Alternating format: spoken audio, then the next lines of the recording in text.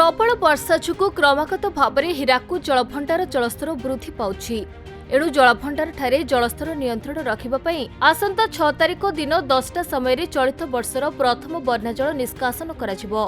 एथिपाई हीराकुद बंध तलमुंडरे बसवास करुथिबा समस्त जनसाधारण को एने सूचना दिया जायछि। आसंता 6 तारिख दिन 10 घंटा समय हीराकुद जलभंडारु प्रथम बन्या जल निष्कासन कराजिबो। परिप्रेक्षी महानदी और तार शाखा नदी गुड़िकर जलस्तर वृद्धि पाइबार आशंका करा जाउछि। एणु हीराकुद जलभंडार तली अंचल नदी मध्यकु प्रवेश और अन्यान्य व्यवहार पाई नहीं जनसाधारण सतर्कता अवलंबन करने आवश्यक को हीराकुद जलभंडार कर्तृपक्षों पक्षरु सूचना दिया जायछि। एहा सहित एही परिस्थिति रे कोनोसी दुर्घटना पाई हीराकुद नदीबंध कर्तृपक्ष दायी रहिबे नाही बोली कर्तृपक्ष सूचना दैछन्ति। हीराकुद जलभंडार प्रथम बन्या जल ए वर्षर प्रथम बन्या जल आम रविवार दिन 6 तारिख सकाल 10टार खोलिबा आरंभ हो। पूर्व आम जहाँ पूजा अर्चना करी आम आग 7 नंबर गेटा खोलू, तापर जो दरकार पड़ला अलग गेटा खोला हो।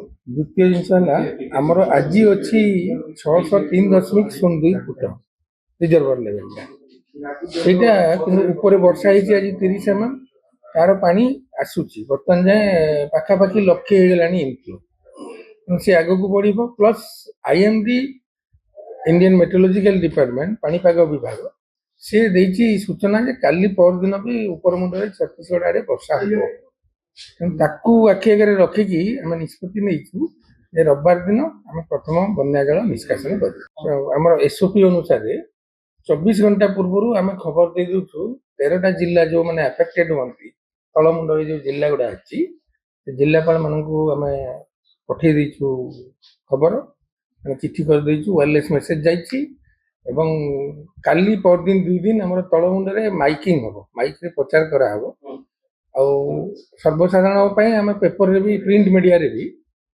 सूचना देचु।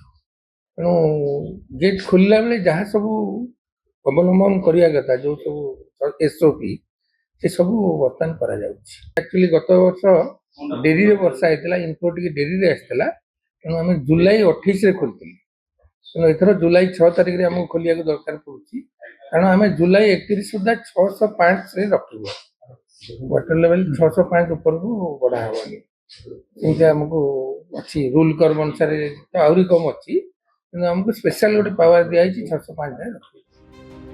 संबलपुर नवीन दास का रिपोर्ट खबर ओडिशा।